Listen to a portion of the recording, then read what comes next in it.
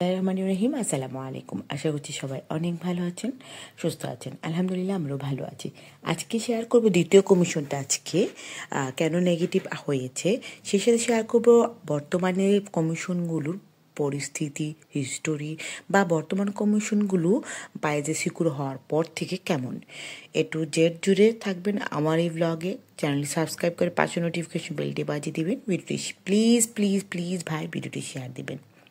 দ্বিতীয় কমিশনটা আজকে নেগেটিভ হওয়ার একমাত্র ওয়ে হচ্ছে, ফার্স্ট অফ অল দ্বিতীয় কমিশনটা সে বলেছে অর্থনৈতিকভাবে সে প্রবলেমে, এই কারণে সে এসেছে, তার ফ্যামিলিকে মেনটেন করতে হয়। এছাড়া আরও কিছু পয়েন্ট নোট আউট করে রাখেন। দ্বিতীয় কমিশনের মধ্যে তাকে জিজ্ঞেস করা হলো তাকে কেন দেশ ত্যাগ করেছে। সে দেশ ত্যাগ করার একটাই কারণ দেখেছে, কোনো হিস্টোরি দেখায়নি। এবং সেখানে আরও একটি চালাকি করেছে, আমাকে বলেছে আপু আমি অর্থনৈতিক কারণে এসেছি, আর বাকিটা আপনি বলেনি। আমাদেরকে হাজার এইভাবে কথা বললে আমাদেরকে, আমি মনে করি আসলে তখন মুহূর্তে উত্তর থাকে না। আমাকে কথা বলার পর দেখুন আপনি বলেছেন এক লাইন, আমি কীভাবে বলবো বাই 20 লাইন। মানুষকে চাই হেল্প করতে, সাহায্য করতে, কিন্তু এর মানে এই নয় যে নিজের ক্ষতি করে, নিজের প্রবলেম করে বা নিজের সমস্যা করে। কারণ আপনাদের এগুলো টোটালি হুবহুবগুলো লিখিত আকারে হচ্ছে। আপনি যদি প্রথম কমিশনে নেগেটিভ হয়, দ্বিতীয় কমিশনে আপনাকে আবেদন করতে হবে। দ্বিতীয় কমিশনে যদি আপনি গিয়ে বলেন যে আমি এটা বলিনি, দুবাসী বাড়িই বলেছে, তাহলে কিন্তু আমাদের প্রবলেম হয়।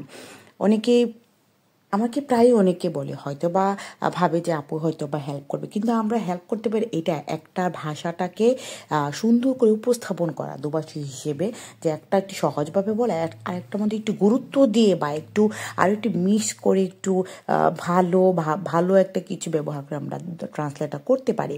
কিন্তু এক লাইন বলে আপনি শেষ করে দিবেন, বাকিটা আমাদের মতো দুভাষীদের চালিয়ে দেবেন, সেটা হবে না।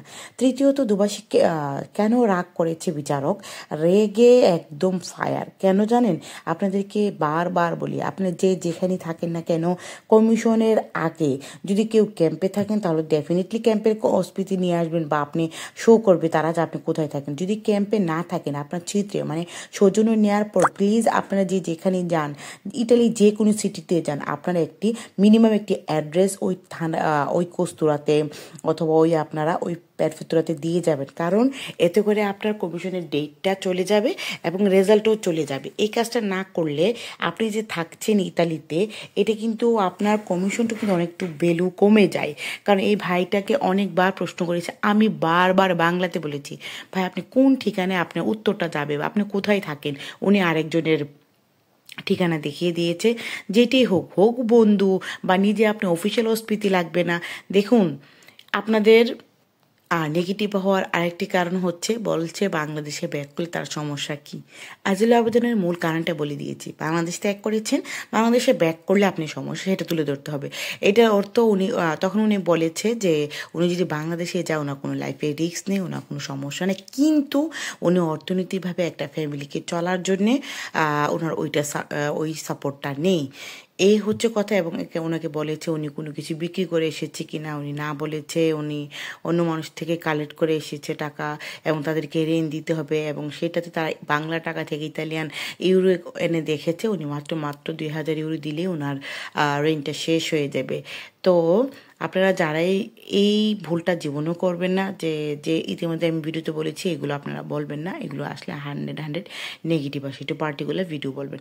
এখন বলছি পাইজে সিকিউর হিসেবে বাংলাদেশ হওয়ার পর এছাড়া কমিশনের ব্যাপারে। দেখুন কমিশনের ব্যাপারটা আপনারা যেইটাই হোক আগের আইন বা এখনের আইন, আপনারা যখন কমিশনের ডেটটার আগে যখন সৌজন্য পাবেন, সৌজন্য বলে ছিত্রে ইতালিয়ান ভাষায়, তো ওইটা পাওয়ার আগ মুহূর্ত পর্যন্ত যদি আপনি প্রাইভেটভাবে কোনো উকিলের মাধ্যমে ধরেন, তাহলে আপনি যেখানেই ধরেন না কেন সৌজন্যটা পাওয়ার আগ পর্যন্ত কোথাও আপনার নড়াচড়া করবে না। কারণ মিনিমাম 6 মাসের আপনার আর একটা সৌজন্য তারা দেয়, যেটার মধ্যে আপনি বৈধতা আছে, কাজ করেন বা কাজ করার জন্য, চলাফেরা করার জন্য আপনার সিকিউরিটি আছে।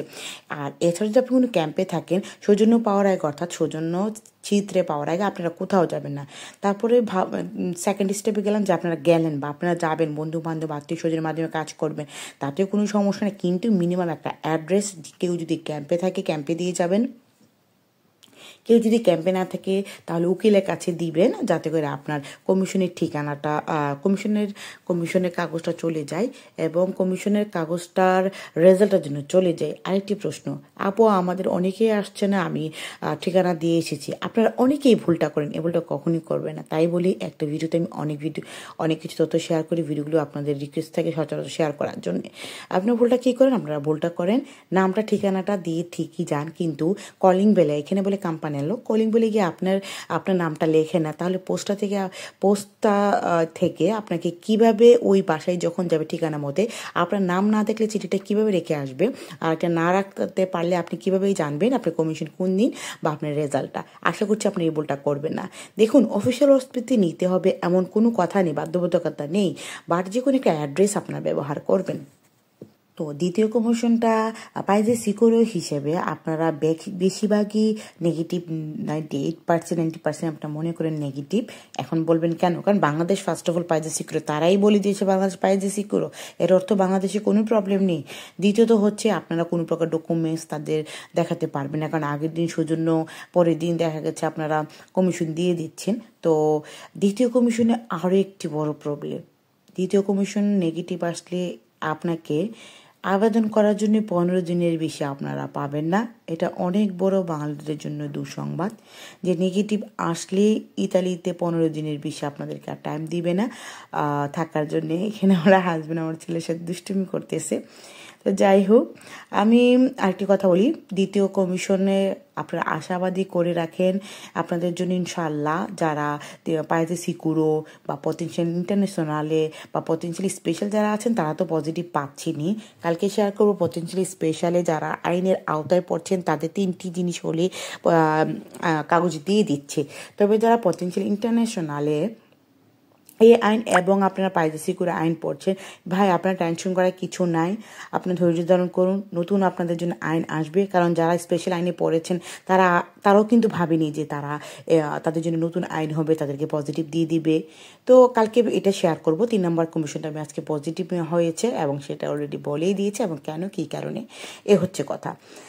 নতুন আপনারা যারা পাইজে সিকিউর হচ্ছে, টেনশন করা কিছুই নেই, ভয়ভীতি করা কিছুই নেই, আপনাদের জন্য নতুন কিছু আসবে। শুধু একমাত্র একটি কথা বলে রাখি, যারা ডাবলিং আপনারা পাবেন, আপনাদের ফিঙ্গার রয়েছে ইউরোপের অন্য কোনো দেশে, তাদের কিন্তু ইটালিতে যখন ছিটে সুজন আনতে যাবেন তাহলে কিন্তু আপনারা অটোমেটিকলি আপনার সেটা ভেসে উঠবে। তো আপনাদের অপেক্ষা করতে হবে ডাবলিং যতক্ষণ না পর্যন্ত না কাটে। তো এর ভিতরে আপনারা কী করবেন? এর ভিতরে আপনারা নিজেদেরকে প্রেপার করবেন, একদম রেডি করবেন। কি করবেন? ভাষা শিখবেন, ভাষাগত কাজে বা ভাষার সার্টিফিকেট অর্জন করবেন, কাজ করবেন, বুঝতা পাকা করবেন। কারণ আপনার কাজে কন্ট্যাক্ট, ভাষা এগুলো থাকলে যদি কেউ 18 মাস 16 মাস মিনিমাম, অনেকেই দ্বিতীয় কমিশনটার ব্যাপারে বলছি, দ্বিতীয় কমিশন মিনিমাম 6 থেকে 8 মাস আপনাদের ওয়েট করতে হবে ডাবলিং কাটানোর জন্য। যাদের ডাবলিং আছে, তাদের ডাবলিং নেই তার সাথে সাথে আগের দিন সৌজন্য, পরের দিন আপনার ডাবলিংয়ের না থাকলে আপনারা পেয়ে যাবেন, কমিশনের ডেট পেয়ে যাবেন। তবে আবারও বলছি, যাদের কমিশনের ডেট না পাবেন, দ্যাট মিনস আপনার ডাবলিং আছে, তখন তারা আপনার ওয়েট করবে, নিজেকে রেডি করবেন। কারণ আপনাদের কিন্তু অনেক ইউরোপের দেশ থেকে কিন্তু চাইতে পারে। তো ইতালি থেকে যদি তারা যদি ইতালি থেকে চায়, ইতালি সরকার কিন্তু আপনাকে দিতে বাধ্য। তাই এমনকি আমার চোখের সামনে একজনকে খাবারের সুযোগও দিন, তাকে ধরে পুলিশ এসে পাঠিয়ে দিচ্ছে, সেদিন আমি ছিলাম। তো সবাই ভালো থাকবেন, সুস্থ থাকবেন, ভিডিওটি শেয়ার দেবেন। আজ এই পর্যন্তই, আল্লাহ হাফেজ।